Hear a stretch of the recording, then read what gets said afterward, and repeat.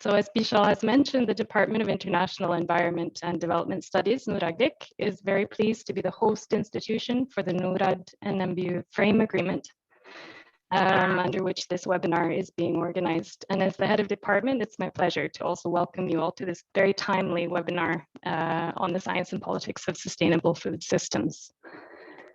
Sustainable food systems and sustainability more widely are at the heart of the research and education, as well as the outreach activities that we do at both NORADIC and at NMBU.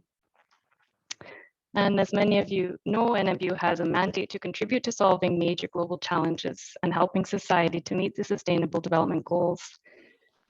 And as an interdisciplinary department with a history and focus on solving practical global development challenges, NORADIC is very well placed to contribute to both debates and solutions that are focused on achieving inclusive and sustainable food systems.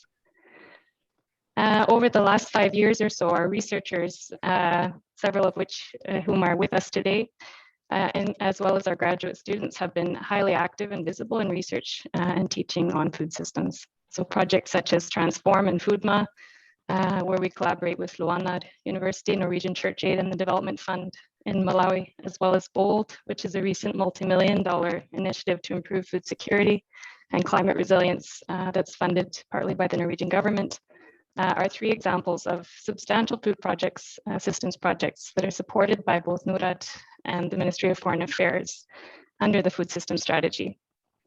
And our staff are also very visible and regularly contributing to public debates around these questions. So we're very pleased that Professor Ruth Hogg, who's with us today, has been a member of the advisory committee to the Norwegian Food System Strategy.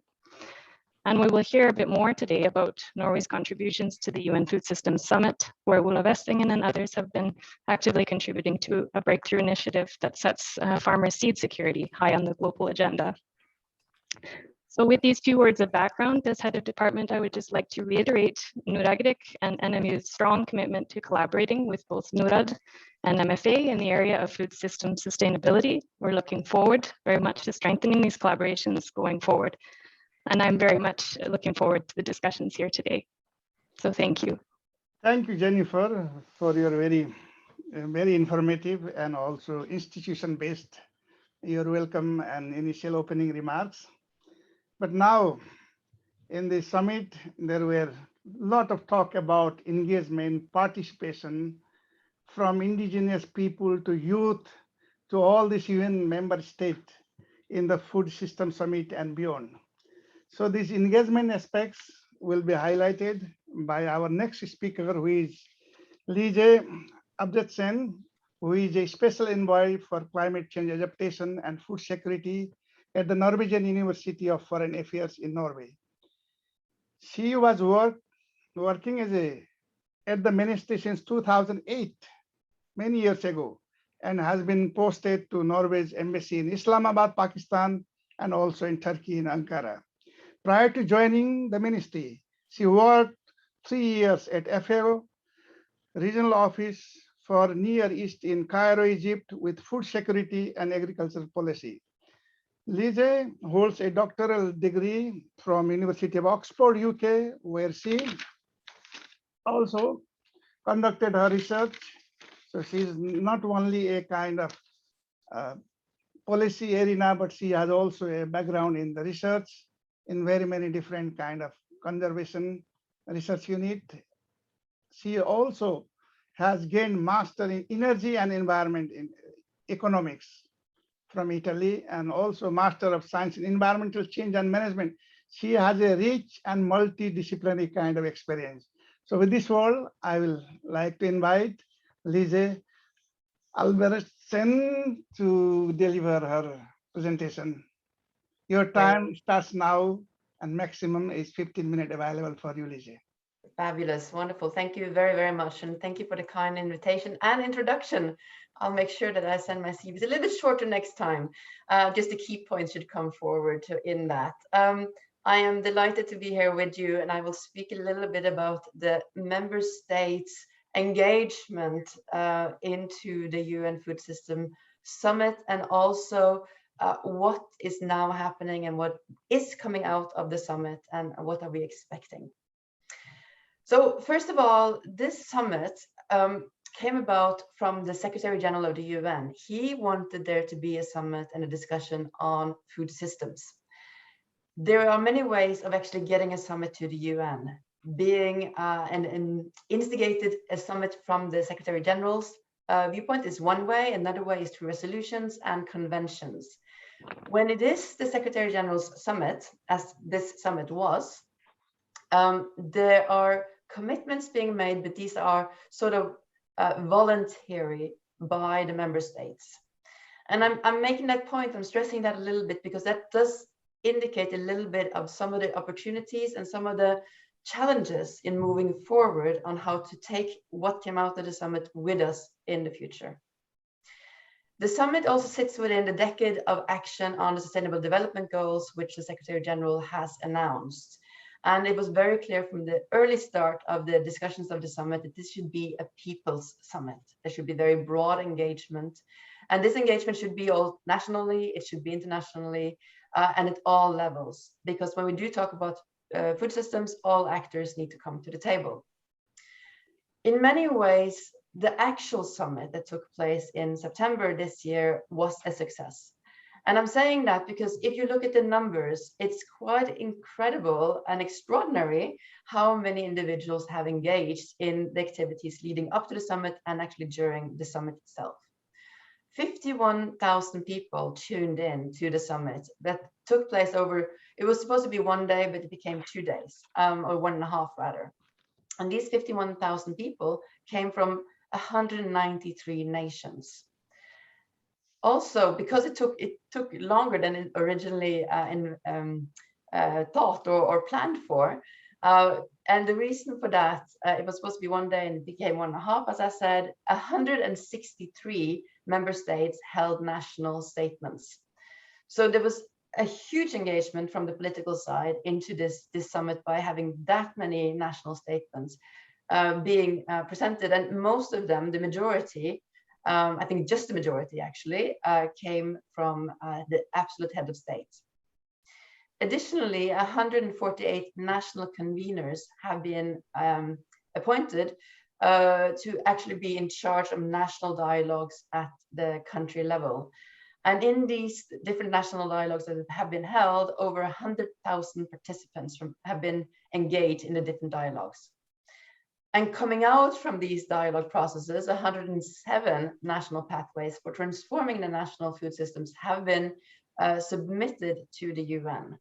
There is not a demand from the UN to do this. It's again voluntary, but it is an indication that a lot of countries see it as an opportunity to share their thoughts about moving forward. And in these pathways, this is also what is being done. So I say it has been a success. The actual day in numbers was a success, and we need to appreciate it for that. However, there have been concerns, and these concerns have been voiced very clearly from the civil society side, from the UN Special Rapporteur on the right to food, and others. There have been critique, and this critique is something that we do take very seriously and we look into. Just a few more words about the process, because I sometimes wondered during the process, why do it simple when we could do it more complex? And of course, when everybody are invited to be engaged, it can become very complex. And as we move forward towards the summit, from it was announced towards the summit, the sort of we knew where we were going, knew the destination, but the map was changing as we moved along, and that made it very difficult to be engaged. The actual architecture of the summit became extremely complex. We really appreciate that at the initial outset of the announcement of the summit, there was a goal of actually coming up with what is called game-changing solutions, and having a focus on solution, having a focus on actually being operational and looking at results on the ground is something that is a bit new maybe, and it's also something that actually could move the agenda forward, because in many regards we know the policies that are needed, and we have the science on climate change. We know the basic science on this. On food as well, we know the science. We can do more on the science, and I'm talking to a scientific audience here, and of course we should not say that we have enough science, but we know the main elements, and because of that, we do need to get action and we need to get solutions. So the focus on the game-changing solutions was something that was highly appreciated by us, though as I said, the architecture became very complex.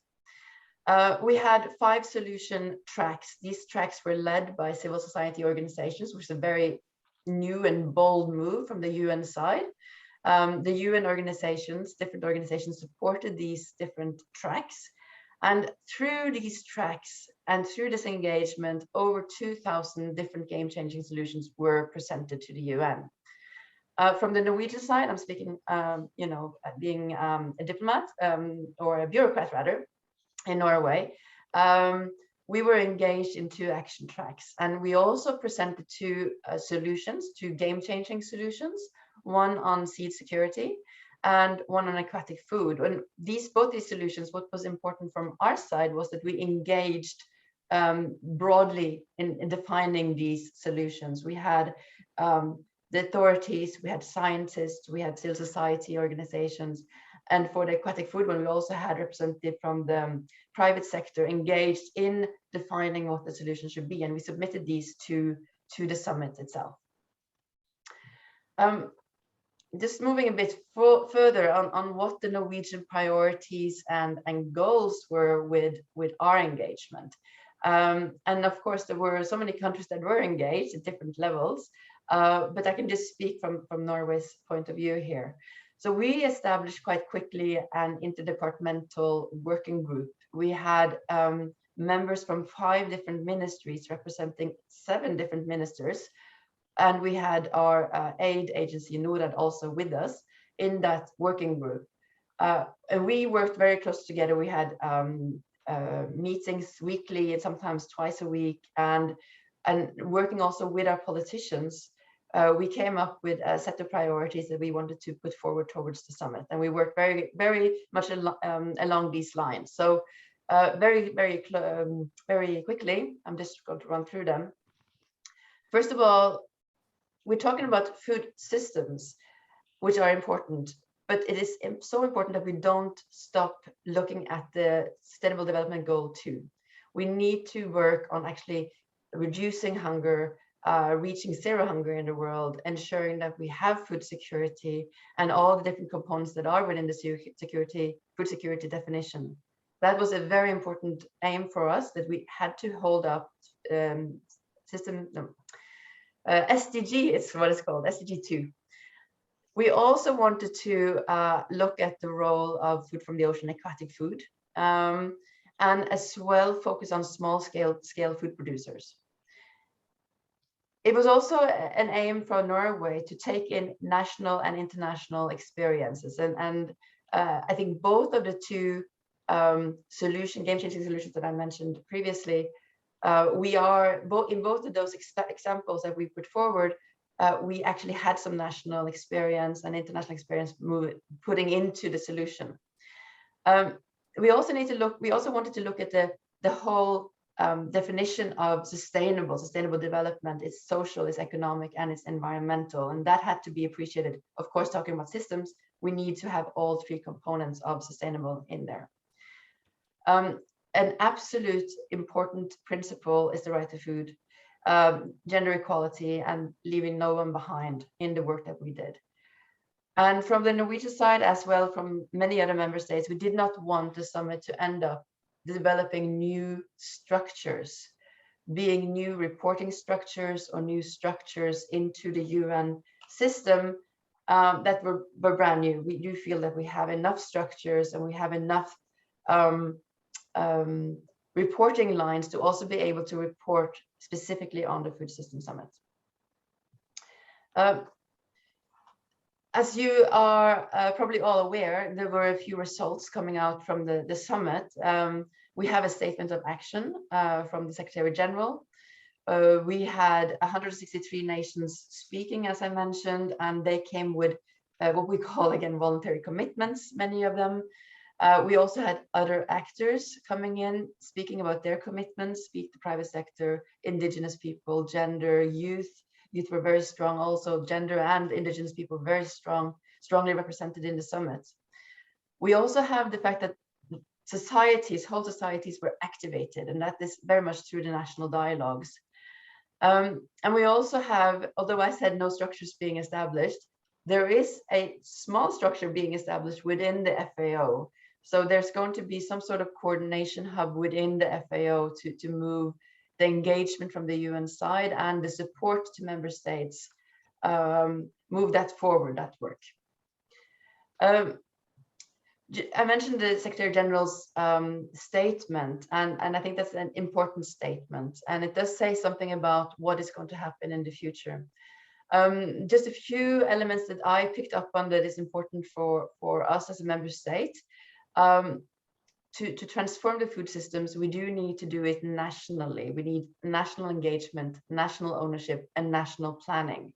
And representing Norway and the work that we do in international development, of course, we are looking at ways of supporting the nations in their engagement on this. But it's not us going in trying to change the food systems anywhere. That is completely the wrong approach.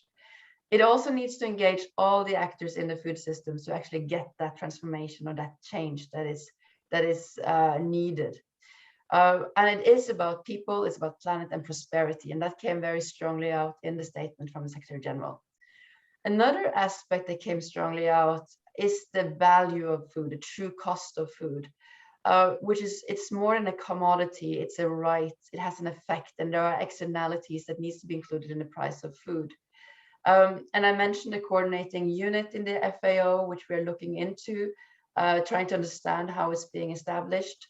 It is going to have a role of supporting member states, and there will be some sort of advisory group with representatives from youth, indigenous peoples, women's producers, and the private sector to discuss with that coordinating unit.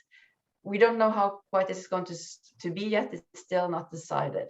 And a final point from the declaration, or sorry, the statement, the final statement by the Secretary General is that he's going to submit a yearly report to the HLPF, that's the high-level political forum of the Sustainable Development Goals, which happens yearly in July, usually physically in New York, but it's been digital for the last few years, of course. And that report will be about how do we move on the summit and the results of the summit. And then there's going to be a biannual stock-taking meeting. So there will be another meeting, probably not a summit, it doesn't really say, but there will be a meeting to take stock as to where we are every 2 years moving up to 2030. I want to spend a minute, I think my time is almost up, but I want to spend a minute just to speak about the national dialogues. The national dialogues have been a success of the summit, and it's very important to actually get the different elements of the food system to actually talk together. As I mentioned, 107 national pathways have been submitted and more are being submitted. In Norway, we had a national dialogue in June, and we have been engaged in regional dialogues, independent dialogues, and we also had a global dialogue on the role of food from the ocean and inland waters, where we actually had a discussion on that role being important in the food systems. Just final comment from me on where we are now. There is a little bit of some unclarity as to how the process is going to move forward now that the summit is over. There's been a little bit of a void, and a void is always a concern.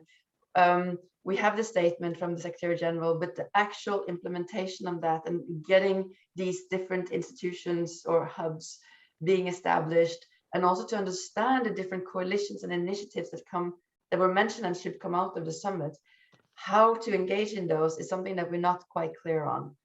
In Norway, additionally, we have a new government. So we do need to provide information to the new government and give them time to decide on how they want to take in the statement, the coalitions and initiatives, and move on those into the future. And finally, of course, we have COP26 starting on Sunday, which is an important meeting also when it comes to food systems and how this agenda will move forward, as well as COP15 on biodiversity happening in January, February next year. And we should not forget that we have Nutrition for Growth in December, which is another stop point, or a stock taking point perhaps. We can look at the results from the summit. I think I'll leave there, and I will continue being with you in this meeting, and I look forward to take questions or participate in a discussion later on. Thank you. Thank you very much, Dr. Lise Albertsen, Special Envoy for Climate Adaptation, Food Security at the Norwegian University of Foreign Affairs. You will have probably questions and also some comments from the public and also from us. Even panelists also can ask each other during the panel discussion. So we save for those questions. Any participant would like to ask Lise or any of the panelists can write their questions, comments in the chat box, then we'll take care of them. Thank you very much. It seems like there is a great engagement with the significance is significantly different from the previous summits and so on. These pathways, 107 national pathways we are talking, I believe that they are context responsive pathways, because various of these pathway description and so on are previously are more of a aspiration than action. Aspiration is easy to put, but the action that you are talking, they are very difficult to realize because they have to be understood in a right context. So with this, I thank you very much, and I will now invite next speaker, Professor Joseph Hilla, who is professor at the Department of Food Resources Economics, Sokoine University of Agriculture in Tanzania. Professor Hilla is a professor and also he is specialized in the food, natural resource, and also farming system in semi-arid climates. He has been consultant for a number of organizations such as AGRA, also FAO and FARA, and many others in different countries in Africa. He has published extensively in several renowned journals, and in 2017, he has published a book, Agribusiness Project Appraisal. So with this brief introduction, I would like to invite Professor Joseph Hilla to talk on the science of sustainable food system, state of the art and insight for establishing science policy interfaces based. He will be mainly focusing on from his Tanzanian experiences. Professor Joseph, floor is yours.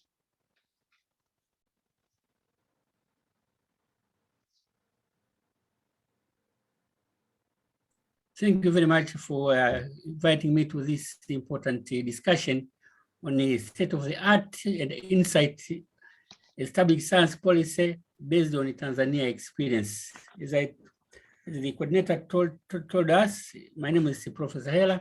I'm from Sokoine University of Agriculture in Morogoro, Tanzania. So to start, I would like to say that majority of the workforce in Tanzania are employed in the agriculture sector. And smallholder farming account up to 80% of the population in Tanzania. Despite of the importance of smallholder farming, productivity level has remained stagnant and hence the food system, because the productivity is supposed to go hand in hand with the food system. There are many factors determining the farming and the productivity of small farmers in Tanzania. One of them is poverty, environment, institution, climate, and the technology. All these are combined together to shape the food system which we have.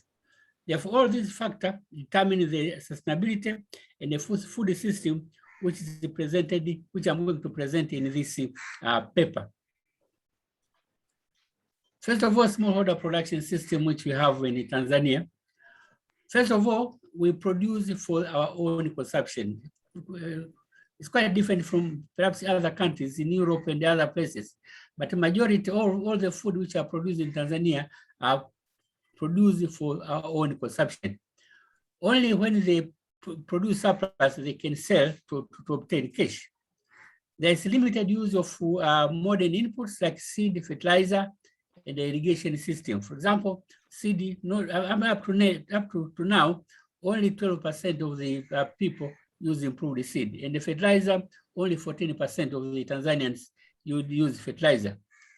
Another thing in the production system in Tanzania is increase the population growth. We have about more than 2.5% population growth.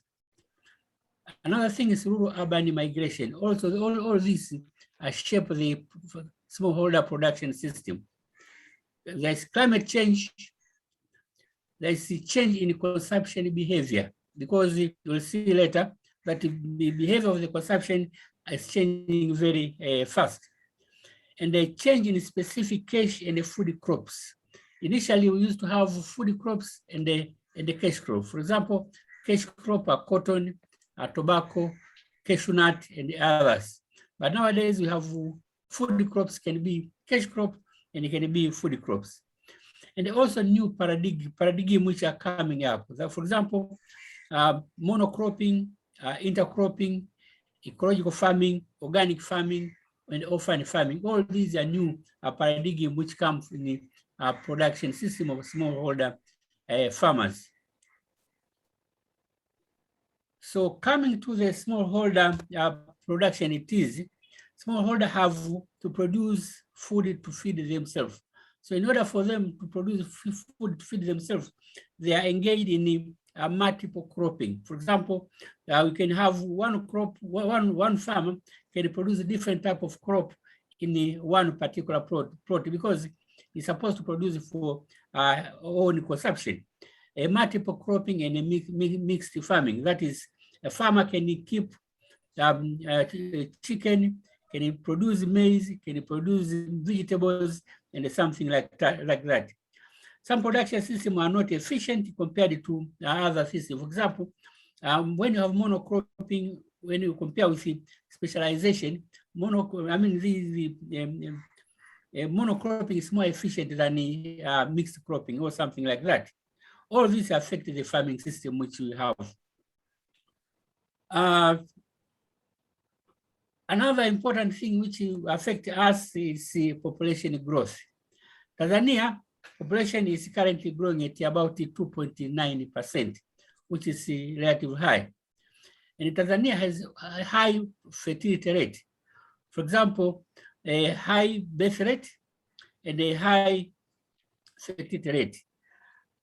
I mean, a woman can have about 2.36 births per 100 people, which is very high. And we say that now we are about 60 million Tanzanians, but by the end of this century, we'll be about 282 million. So this is a high increase in population growth.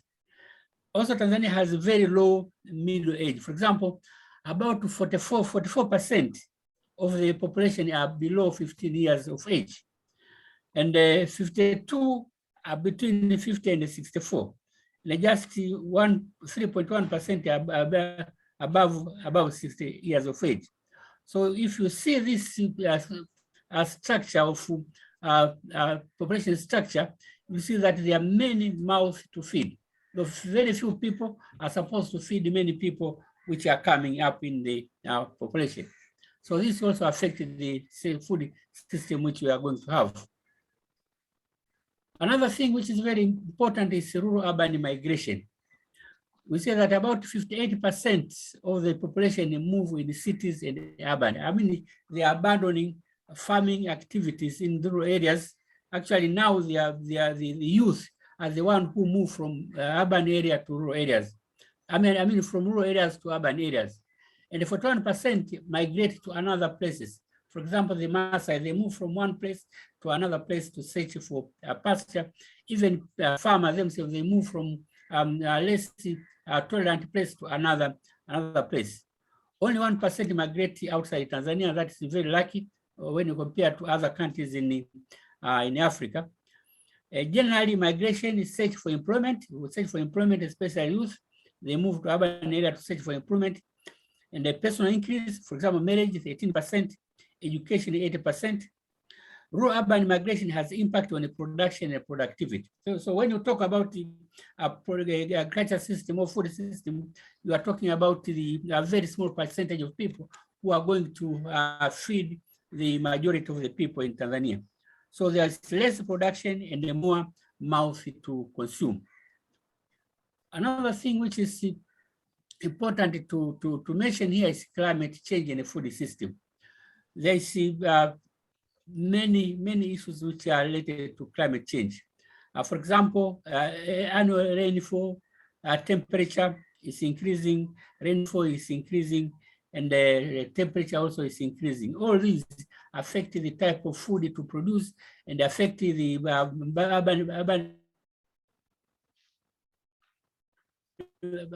rural-urban migration and affect the migration of people from one place to another.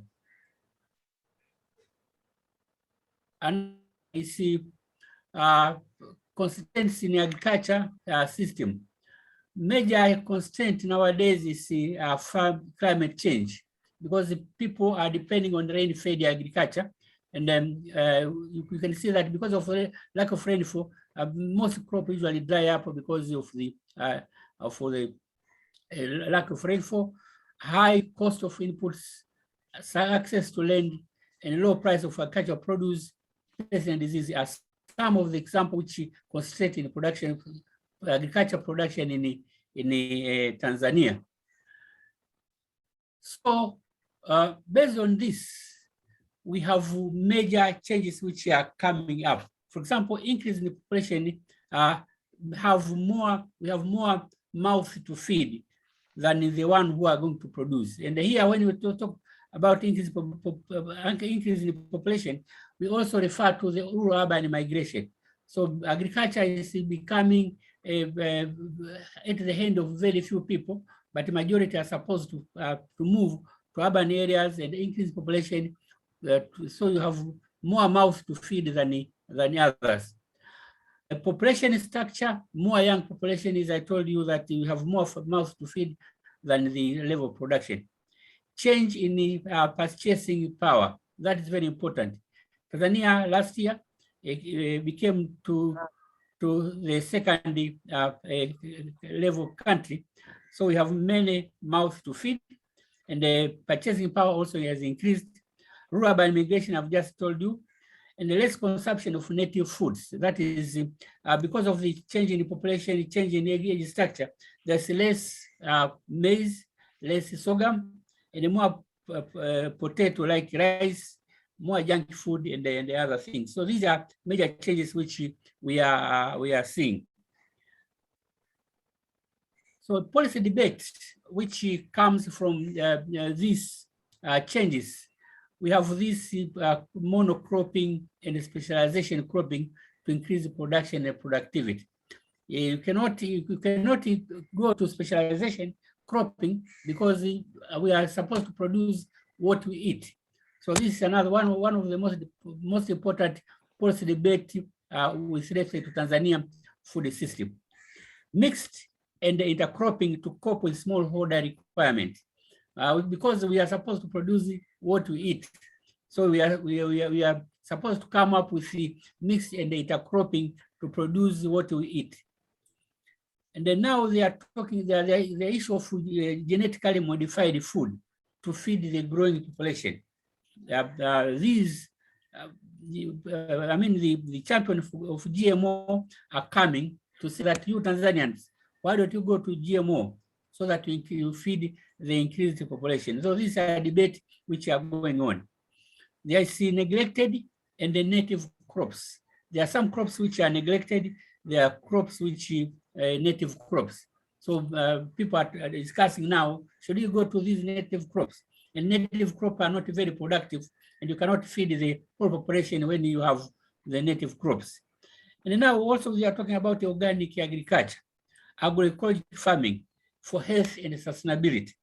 So we are supposed to debate what right food system which required for Tanzania.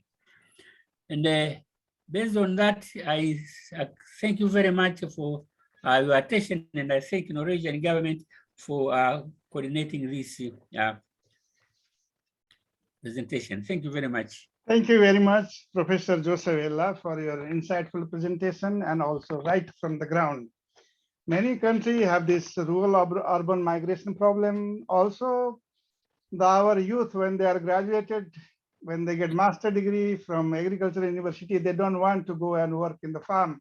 They want to go to the cities, and youth are just migrating to the cities or other countries, and many countries have shortage of agricultural labor really. But we can come back to that with some questions and some insight about your presentation. So without wasting further time, I will now invite Professor Ruth Hogg to give her presentation on UN Food System Summit 2021 and the role of science. Professor Ruth Hogg is working at the International Development Studies, International Environment and Development Study, NORAGRIC, at the Norwegian University of Life Sciences. And she, as head of the department, she was our pro-chancellor in some period, and her field of expertise is within the food system, food security, and international food policy, conflict, forced migration, and humanitarian action, including climate change and management of natural resources. And in her evolutionary history as a professor or as an academician, he has been also working around and about agricultural extension, community development, and gender issues. Professor Ruth Hogg has research, teaching, and consultancy experience from Africa, from Asia, and she has also worked with NORAD, World Bank, and Norwegian Ministry of Agriculture. So with this background, I invite her to give her presentation. So please, Professor Ruth, the webinar platform is yours. Thank you very much, Bishop, for that introduction. So I think in many ways the Food System Summit was a success, as we already heard from Lisa, the very many processes, the engagement. And I also think the 4 action tracks, the focus in those action tracks, nourish all people, boost nature, equality, and resilience, I think they were well chosen. And also the 5th action track, which was the summary of the way forward from the Secretary General. I think what was new in a way, or what this summit took to the table, was that it's both North and South, it's global. It's the links, that food is very much linked to climate and nature, it's very much linked to nutrition and health. But also I think the action track 3 on equity and decent work, I think that one is in a way bringing something new if you compare to previous food related summits. So that's my overall assessment of what was focused on here. So what I will talk about in my brief presentation is the science. And there was a very, very strong involvement of people from academia and science institution, research institutions. A scientific group was established. If you're interested, you can go into the link here. That scientific group was led by Professor Joachim von Braun, professor in Bonn, Germany, and he was also the Director General of IFPRI, National Food Policy Research Institute, for a period of time. So in addition to these 28 members, they had 25 papers being written as background papers, and more than 100 scientists were involved in writing these papers. So altogether, if you download it, it's a report of 430 pages. And you might recall that Lisa said that we know the science, or we know we know a lot. Yes, I agree, we know a lot, but there is not necessarily an agreement in what we know. The problems, maybe there is more agreement, but when it comes to the measures or the way forward, what should we do? What are the solutions? The science go more in different directions. For example, when it comes to what kind of agriculture, if it's more kind of the modernization model, or if it's more kind of alternative models, but also in many different areas, there is not necessarily an agreement on what kind of solutions to go for, and this will of course also be very contextual. It's a big difference if you are talking about Norway or UK, or if you are talking about Yemen or Afghanistan or Ethiopia. So context matters a lot. So I cannot talk about all 25 papers. So I have decided to go for 3 of them, and all 3 of these background scientific papers, they are grouped into the action track 3 on advanced equitable livelihoods, decent work, and empowered communities. And I will also talk about another paper that came just after the summit, and there were in fact several papers published just after the summit, criticizing the summit in relation to not addressing corporate power. And as some of you know, that was also the reason for several actors boycotting the summit. And lastly, I will talk about implementation, but I think Lisa has already done that, so I don't have to say much about that. But then I'll go to this paper on advanced equitable livelihoods. So I think in a way this paper is maybe the paper that go further in including addressing the criticism towards the summit, because the summit was criticized for not really including right-based approach, for not including food as a human right, and also for not really looking enough at structural changes needed, more kind of solutions in relation to individuals, but not doing something about the structural problems that are causing the many problems we see today. So this paper discussed that. It also discusses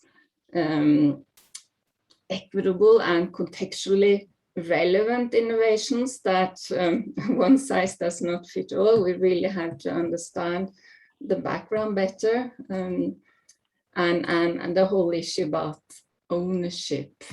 And also this paper pinpoint power structures, and how power structures does not necessarily enhance inclusiveness. And it talks about protecting the vulnerable.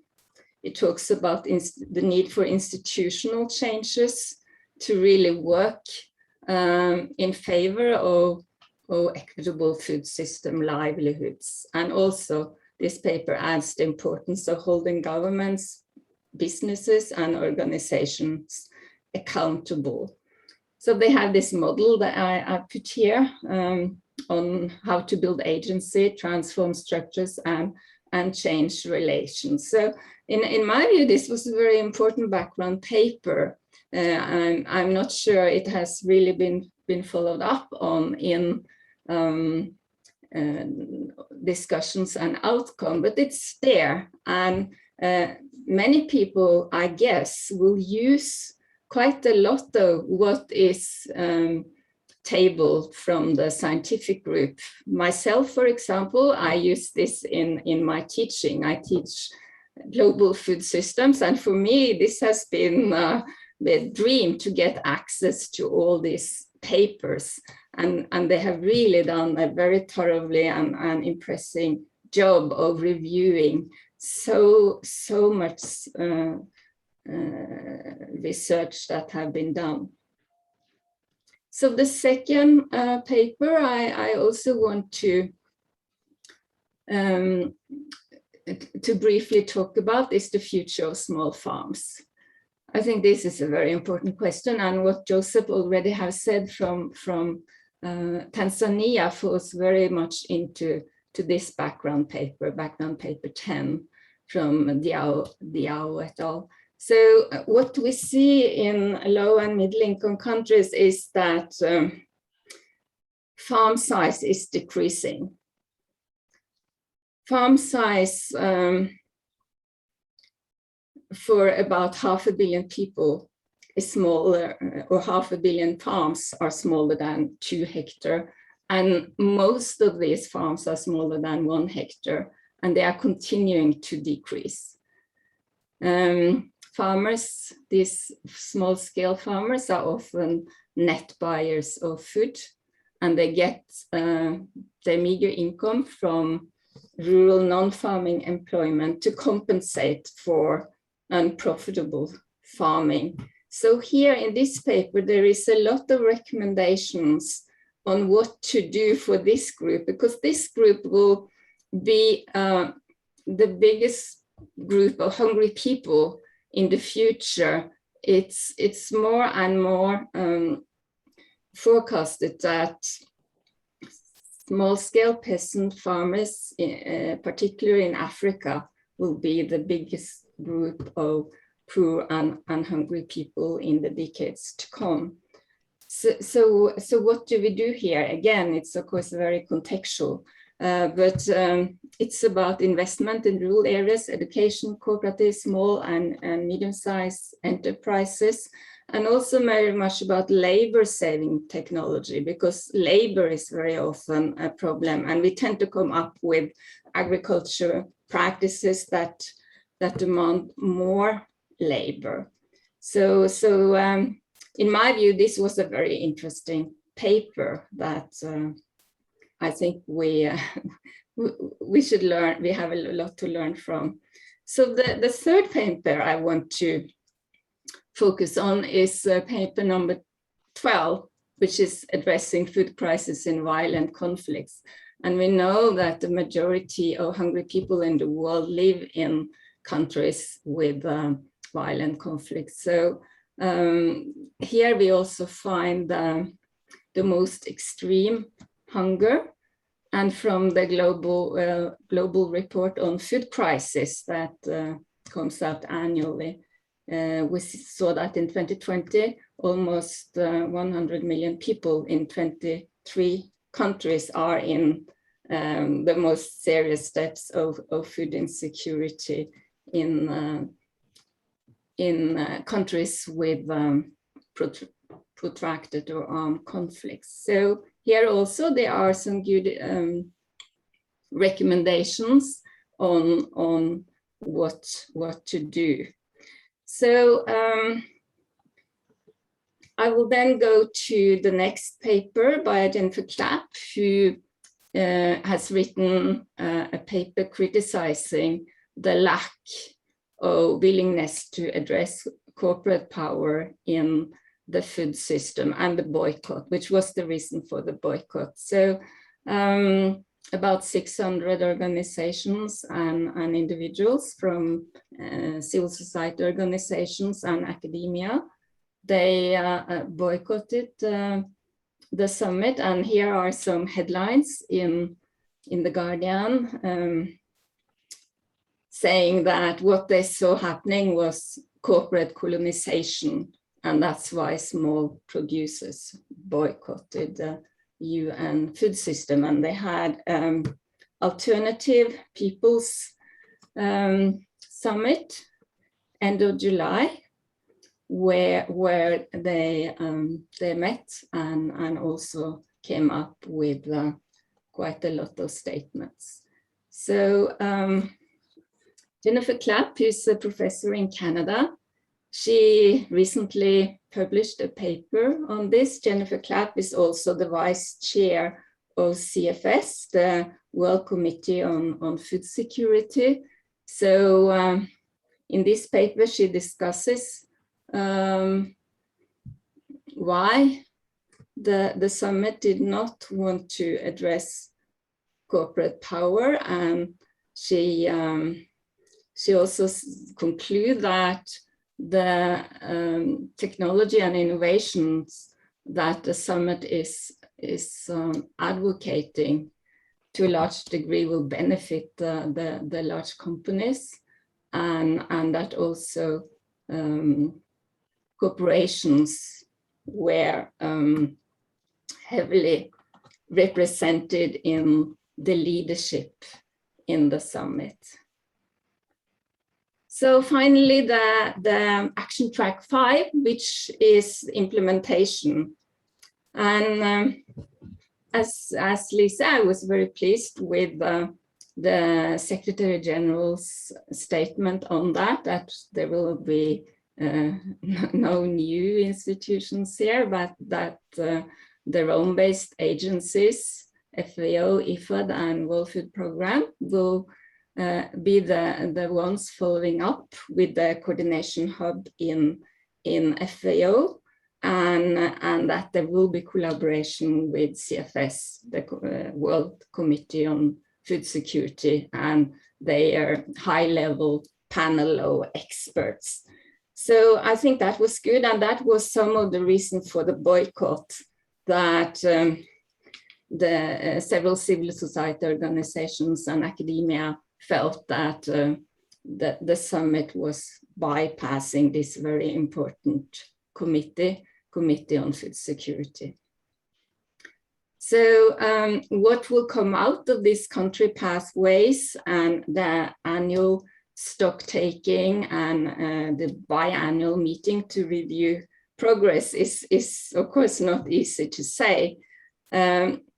But in my view, I think it was really useful that world leaders gave their talks on food systems. I think that is a way of maybe teaching leaders about what food systems are and how we can make global food systems, national food systems, local food systems more sustainable. So in my view, this was really worth it. My time is out, so I just say thank you. And if you want to read more about this, there are a lot of links in this presentation. So if you're interested, it's really a lot of good stuff here. Thank you.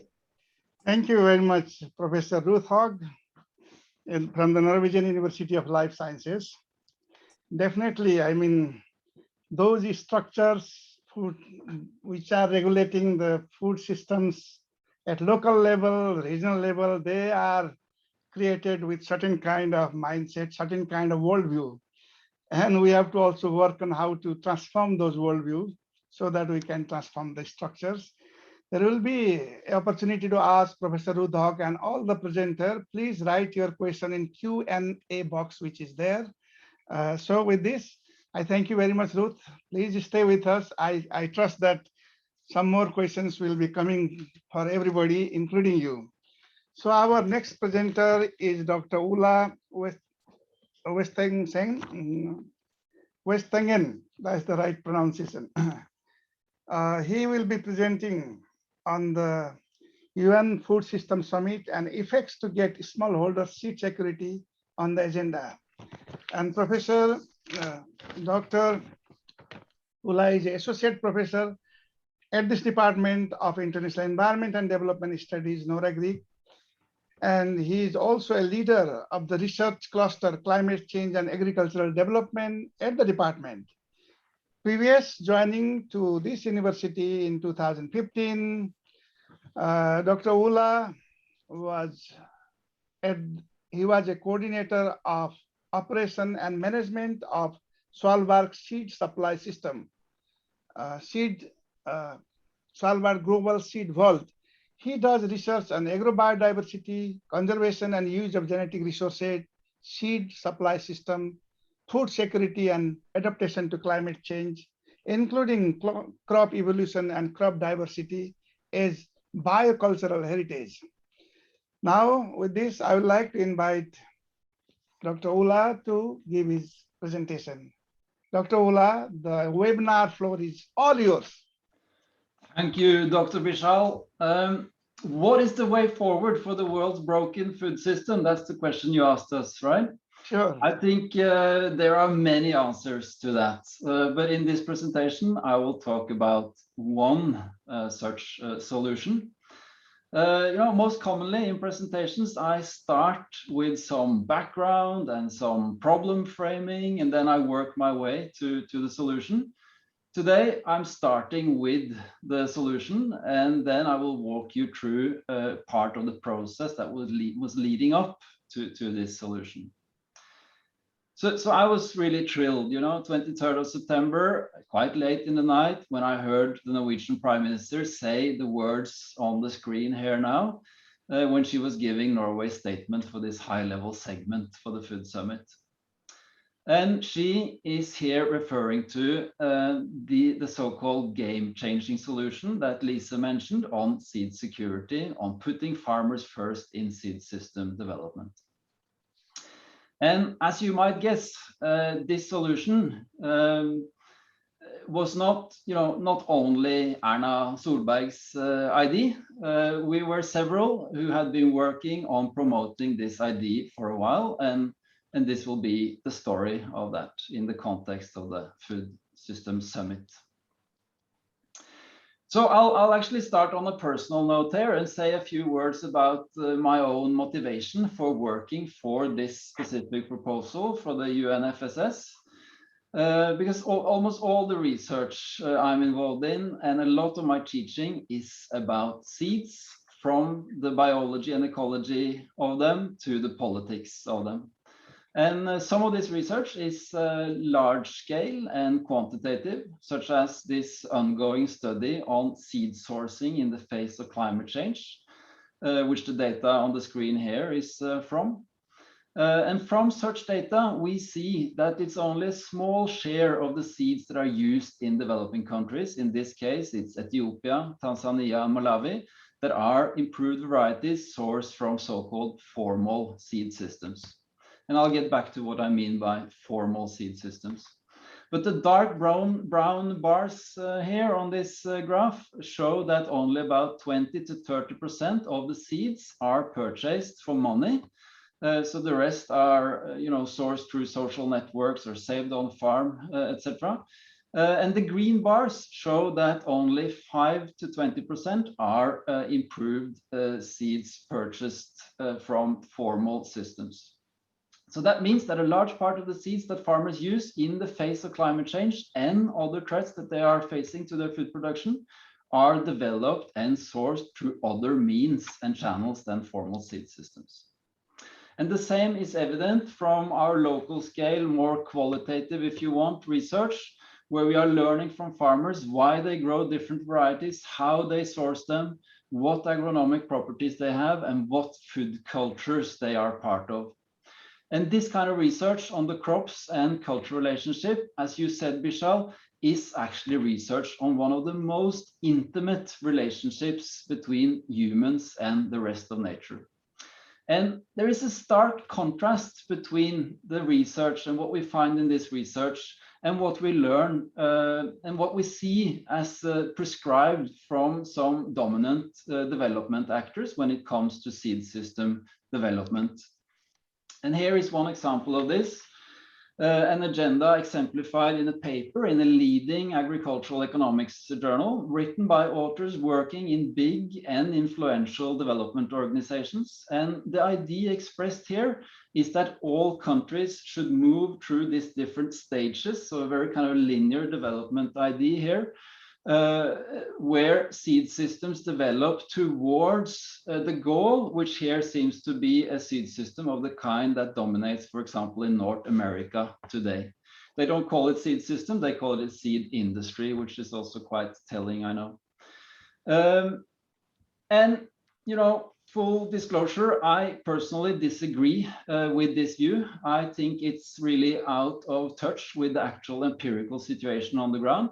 And I also think that this points to a pathway for agricultural development that is neither socially nor ecologically sustainable. So that's some background on motivation, and it was with enthusiasm, therefore, that I, together with colleagues from ministries, the public sector, civil society, and other parts of academia, came together under this umbrella of the Norwegian Action Plan on Sustainable Food System and engaged in the process to put farmers' access to seed first in seed policy and practice on the agenda of the UNFSS. Crop diversity is not a new topic to Norway. The country has a long history in the agrobiodiversity space. We have, Norway is home to the Svalbard Global Seed Vault, and that's perhaps one of the most famous expression of this engagement. And this picture here is from Svalbard just before the world closed down with COVID-19. And here, the SDG advocates, a group co-chaired by the President of Ghana and the Norwegian Prime Minister, participated as new seeds arrived in the Seed Vault. And this international high-level event recognized the key. So Siri is also getting involved here. So this event really recognized this link between crop diversity and fighting hunger. That's also a link that is recognized in the SDG 2, by the way. But in this proposal to the UNFSS, we wanted to push this agenda a bit further. So we posed the question, well, so how actually is this link between maintaining the genetic diversity of plants and animals, which is in the SDG 2, and actually achieving food security? Well, we said that one of the crucial links is provided by seed systems. And with this term, we refer to the activities and actors that are involved in development, so breeding, distribution, and use of seeds and other planting material. In the global north, so-called formal seed systems, there is an explanation of that, and it's depicted in orange in this figure, provide most of the seeds that farmers use. In such linear seed systems, farmers buy certified seeds of registered varieties developed in scientific breeding program. And it is actually this sort of seed systems that receive most support by governments and large development actors around the world. But as I touched on already, in most developing countries, farmer seed systems, in blue here, supply the bulk of the seeds that are used by smallholders. For many crops, farmer seed systems is the only seed system that exists. And for other more commercially interesting crops like maize, soy, formal seed systems and farmer seed systems coexist, and seeds often move between the two systems. Yes, I also touched upon up to 80–90% of the seeds in countries in the global south comes from such farmer seed systems, and they are especially important for women and for the poor. And this is the empirical fact, and the empirical fact that was the basis for our proposal.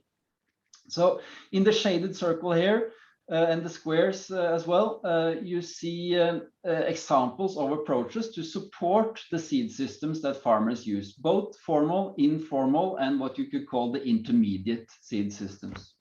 Collaborative plant breeding, crowdsourcing of variety preferences, community seed banks, farmer cooperative seed production, decentralized quality control. That's all examples of practical approaches with good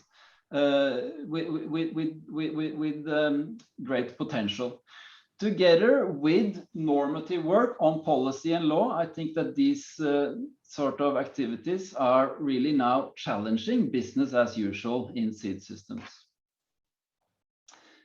And it's this sort of evidence-based systems that are better able, we believe, those of us behind this, this initiative, to address the real needs and preferences of different farmers in different agroecologies and different socioeconomic situations than the sort of top-down implementation of blueprint linear development models for seed systems. This is just a slide to talk about the importance of avoiding binaries, because the previous figure, it could look like, you know, you have to choose either or, but actually what you see in practice is that farmers use both formal and farmers or informal seed systems. And we should be a bit careful with our prejudices when we think about these things. So for example, this picture to the left here, that's also a seed company, you know, we must not kind of equate seed company with Monsanto. This is also a sort of commercial seed company. One way of overcoming these kind of dichotomies or prejudices, I think, is to rather focus on the functions of seed systems than to focus on the structure. And that's what we try to, or colleagues actually in Bonn have tried to illustrate with this figure to the right, with a focus on some key functions of seed systems. So kind of to sum up the solution in itself, we call for moving seed security to the center stage. Farmers' needs and preferences should come first in seed policy and action. The Food and Agriculture Organization of the UN defines seed security in terms of, as you see on the left side here, in terms of access to quality seeds that meet agroecological needs and preferences. And we, inspired by the Committee of Food Security's high-level panel of experts, where Jennifer Clapp is one of the experts, we also think that the dimensions of agency and sustainability are important dimensions of seed security. And agency here refers to the capacity of individuals or groups to make their own decisions about what seeds they use, how that seed is produced and distributed, and their ability to engage in the processes that shape the system around seeds. So one more word on CLAP. The process leading up to the food system, as we have heard several times now, was contentious, and there was critique for the process not being sufficiently inclusive and open to alternatives to the current dominant models in agricultural development. I, for one, very much respect that there are different views on this, but I'm also among those who think that it was better to take part and influence in this process and to influence the agenda than to opt out. And I think it was really crucial that this fundamental of seed system development was on the agenda for concept of seed system development was on the agenda for the Food Summit, and that it was on the agenda with this particular farmer first perspective. So this is a screenshot of a very recent perspective article in the Nature Food by Jennifer Clapp. It's another one than the one Ruth referred to. In this study of the latest consolidation wave in the seed industry, Clapp highlights that we need to address the issues of power in the food, also in the Food System Summit deliberations. So what do we mean by that? We mean that you must also ask the questions, who wins and who loses on the different models that are being promoted and supported. So in this process, we reached out to build a large coalition behind this initiative. Farmer organizations, NGOs, the private sector, colleagues in academia started to rally behind it. We found much common ground with some NGOs that were leading some independent global dialogues on farmer perspectives. The FAO's Global Hub on Indigenous People became an important partner in this. And not least, the International Treaty on Plant Genetic Resources and the Commission on Genetic Resources, these global fora in the Food and Agriculture Organization of the UN, it continues also now after the summit to be very important forums for further normative work in this space. But at the same time, it's quite clear to me that it was necessary to also discuss these things in forums that are less entrenched in the political debates about other aspects of genetic diversity, crop diversity, than those forums I mentioned there. And this is actually one reason why I think the UNFSS process was useful and inspiring. It was kind of good to leave on the side some of those slow moving, sluggishly moving, I would say, debates over, for example, access and benefit sharing arrangement with all the different lock-ins and the jargon in language that follows with that, and rather focus on solutions. What is it that farmers need to get access to good quality seeds of their preference? So we participated, I'm going to wrap up soon, but we participated in a number of public meetings in Action Track 1 with this game-changing solution.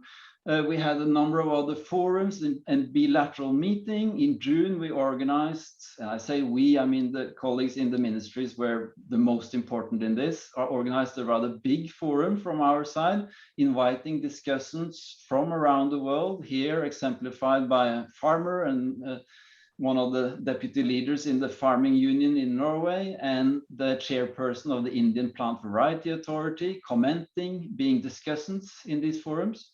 And we also had a side event at the pre-summit in Rome in, I think it was July, which was very well attended, and actors, you know, such as FAO and the CGIAR were there and provided really strong support, I think, for this proposal. And in that same pre-summit, the Norwegian government representatives fronted this proposal in really an excellent way. Here we see the Deputy Minister of International Development at the time talking about it, tweeting about it.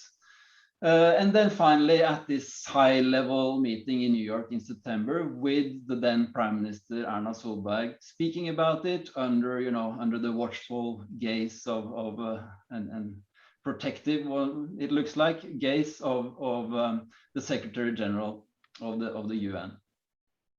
The output of the scientific group that Ruth talked about also can be said to sort of support indirectly this idea, such as, for example, this language on the screen here now about the importance of maintaining genetic base. And they also linked this to issues of equality and rights in this 7 priority list that I recommend everyone to read, in addition to those recommendations from Ruth. Second last slide, just a brief anecdote before I wrap up. One of the more surprising supportive inputs we got was from the European Commission. We had a bilateral meeting with them in the process where at least I was surprised by how supportive they were towards this call for a more pluralistic and demand side oriented seed system development. And I later then learned about this quite remarkable new proposal from the EU for a reform of seed policy also in the EU, showing that this idea in this solution that we were pushing for there is not only relevant in developing countries, but also for seed systems in the global north. And final slide. I think that the UN Food System Summit really did get food on the development agenda. And I think this screenshot from our very local Bistandsaktuelt, a few days after the summit testifies to that. There was food systems, seed systems all over the place.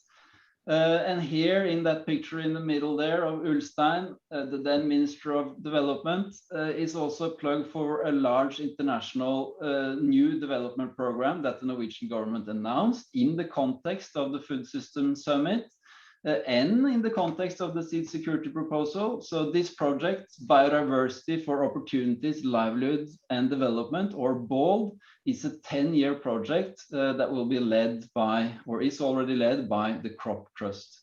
And we at NMBU are very happy to be part of this. We are a research partner with responsibility for a work package precisely about this topic of linking crop diversity with the seed systems that farmers use. And I won't have time to go into this project now, so I'll just have to get back with more on that on another occasion. But I do feel that it's important to say that this large crop diversity and seed project announced by Ulstein here had been a long time in the planning, also before the Food System Summit. So engaging in this process was not from our side kind of a strategy to secure funding for this. I just needed to say that. Thank you. No, so because I'm running up, I'm winding up now, Bishal, I promise. I was really motivated by a genuine belief that this is one of the most important things that you can work on to build sustainable food systems from the ground up, because it really starts with a seed. Thank you. Thank you very much, Dr. Westengen. You are speaking just from the other side of corridor. That's why I didn't pronounce your family name correctly. Please forgive me, but now I have done that. So now I think you have been saying that farmer seed system is very important here, but the how question, how to place farmers at the core of seed system. There are many context deficit kind of approach I have noted around the world. So we'll come back to that. But now, all of them, please wake up again. All the panelists, please turn on your videos, and we are going for a panel discussion for the remaining 10-15-minute time that we have. Well, I think let's go directly to the question and answer. I have also something to ask. But here, right when Oola presented, there is a question for him, I think. Here, how will address the problem of South Asian developing countries? They are facing a problem of different climatic hazard, like off time, heavy rainfall during harvesting period, and plant breeding system. So they are not getting good seed during the planting time. And due to this, they are getting nothing in the harvest period. Oola, do you have some insight on this? Yeah, no, I think it's an important question, because climate change means that farmers will need new seeds, and they will need both so-called improved varieties from breeding programs, and they will probably need local varieties from seed systems nearby. And so the idea with our proposal or this solution in regard to this is that by placing, taking this demand side focus rather than the supply side focus in seed system development, you are much likelier to create seed systems that are responsive to these kind of needs. And these needs are changing from year to year, and climate change is making that even more serious. Thank you so much. Our old friend Arvid Solem is asking, probably Lisa can take this question, or any of you. What is the relationship between CFS and the extended FSS process? Great, thank you. Is there not a danger of overlap, competition? Please, Lisa, I will attempt to answer. Thank you very much for the question. Yes, actually at the CFS just happened now in October, and there was a long discussion on the role of the CFS. So in the statement of the Secretary General, he does mention the CFS and that the CFS should have a role. But it doesn't quite go into the specifics of how and which role that should be. Now, of course, the CFS does have a very important role as it is today on food security. We highly appreciate the CFS because it has the civil society mechanism, it has the private sector mechanism, and they have speaking rights. And it's important for us as member states to get that voice and to hear those messages. What is also important with the CFS is the high level, the HLPF, at a high level, oh, help me out. It's the HLPE, sorry, the high level panel of experts. There we go, I'm mixing, it's too many acronyms here, but the high level panel of experts and their reports, which are, of course, expertise that work very, very well over several years to get the concise input into the process of the policy making and the development of voluntary guidelines, etc., that happens at the CFS. And you know, one of the discussions that I think is very important to have is exactly looking at CFS, the HLPE, and that sort of science policy interface that we have in the CFS, and compared to what we can actually get from the science policy interface moving forward from the summit. So is there a chance of an overlap, was the question, I believe. I don't think so at the moment, but of course it's something that we are very alert to. We also need to see how this science, the work with the science come forward from the summit. So we've had, I think it's been extensive work of science coming out through the summit process with a scientific panel, etc. they've done tremendous work, but it's not the intention that the summit secretariat and the summit sort of entities that have been established will continue post March next year, I believe. So there is an end point to the actual summit process, but we don't know enough. But to these biannual meetings, the stock-taking meetings, there might be a need of having some scientific reports coming in, and the scientific panel might be engaged again in some way. I don't really know, but I think that there's an opportunity there. But I think also CFS, they've started the discussion. We've started as member states in the CFS, has started a discussion to see how these linkages, how they are and how they can be developed in the future. Thank you. Thank you, Lisa. Thank you. Now there is another question for Ruth. The UNFSS science panel was criticized for ignoring local knowledge as a part of total knowledge universe important for food system transformation. Can Ruth comment on this? I can just agree. I think that's a very good point made by Wenche, and also some of the actors that boycotted the summit was saying the same. And having read all the papers also from the scientific group, I don't think that area is much covered by the scientific group. Thank you, Ruth. But there is also another one here, which is Daniel, who is asking the question that you can also read. He writes that I agree that food or agriculture is taking more central role in the development aid. However, I do wonder how the system of UNFSS will land in many proposals. Could you please comment on this? Will it be a more individual people group pushing the various proposal, or will it be a more structure through FAO, for example? Do you expect some agency like the FAO taking a lead, please? Ruth. Yes, thank you. Thank you for the question, Daniel. If I can just, before I go into Daniel's question, if I can just also comment on Wenche Bateide's question on indigenous people and local knowledge. You know, the indigenous Indigenous Peoples Hub of the FAO published a very interesting report just prior to the summit. And it was also prior to the pre-summit, or actually I think maybe it was under the pre-summit actually, when I think about it, in July. In the side event there, and it's a very interesting report looking into the important value and the contribution that indigenous people's food systems actually have, and the way that they look at them being sustainable, or the different food systems being sustainable. So I definitely just want to flag that report because it is a very interesting piece of work. Now over to Daniel's question. So as I mentioned, there were many different game-changing solutions being pushed forward to the summit, and they were organized into different clusters. And these clusters are now sort of gone into different coalitions of the summit. So several of the different solutions will move forward through the work of the different coalitions and initiatives. That said, these coalitions are still being developed, and I do think more coalitions are coming forward that are sort of spinning out of the summit. I know it sounds it's very confusing. It's confusing for me as well, having been part of this process. The last time I counted, there were 26 coalitions. That's quite a lot of coalitions, and I don't know if all of them will survive. There is being work now on how to move the work of the coalition and initiatives into the different UN structures. So FAO, as Daniel mentions, is one of them.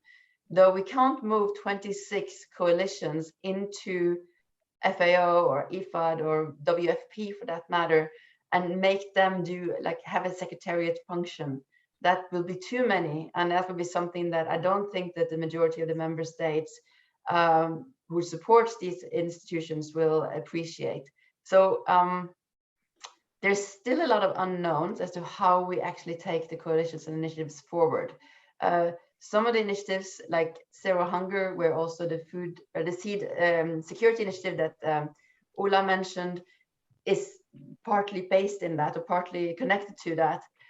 We are still waiting to hear from FAO on how they're planning to take that forward. But that's one of the initiatives that I know that the FAO is looking very actively on and to take on as some sort of secretariat function. Thank you. Thank you, Lise.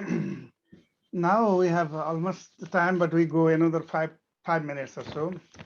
So I will just like to ask Professor Joseph that, do you think that the regulation for securing food for the producer, those smallholder farmers that Ruth was talking, is satisfactory in Africa? Are these regulation, these different kind of affirmative actions or different kind of approach are satisfactory in Africa? Professor Joseph. Yeah, thank you very much for coming up with this question. I don't think that they are successful in Africa, not satisfactory in Africa, because Africa as it is, there are many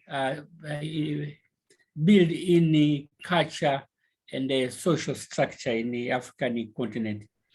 So many things which they're trying to introduce in this culture, they are not very realistic.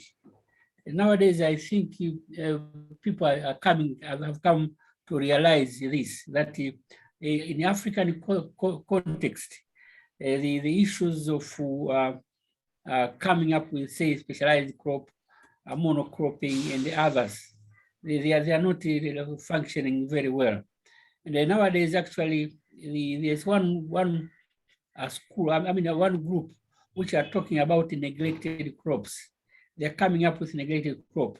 They're coming up with a non-utilized crop. Actually, they have already done auditing, and they come up with 101 crops, which are neglected crop, which were very important during those old days, and they've been neglected in the recent days. So these are the way to go. And also the seed systems. They are talking about improved seed and certified seeds.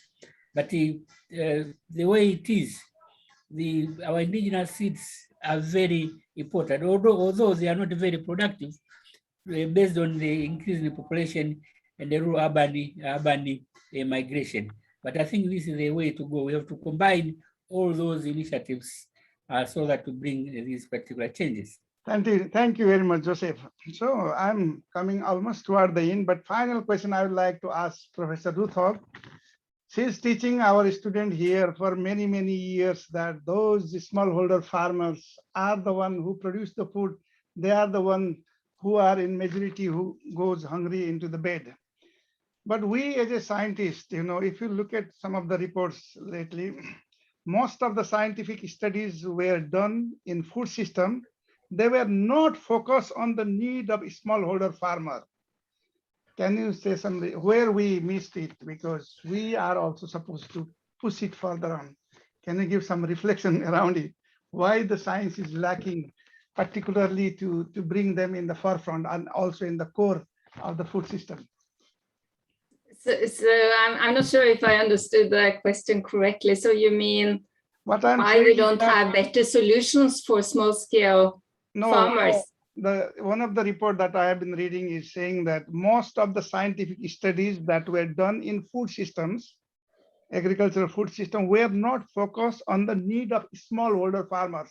They were focused on the industrial agriculture or this other kind of, profit-making kind of agriculture, but not in the need of smallholder farmers.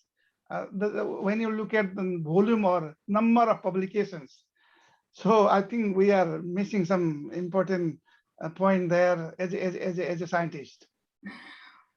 Well, in my view, there is a lot of research on small-scale farming and what could be the solutions, but there is no agreement on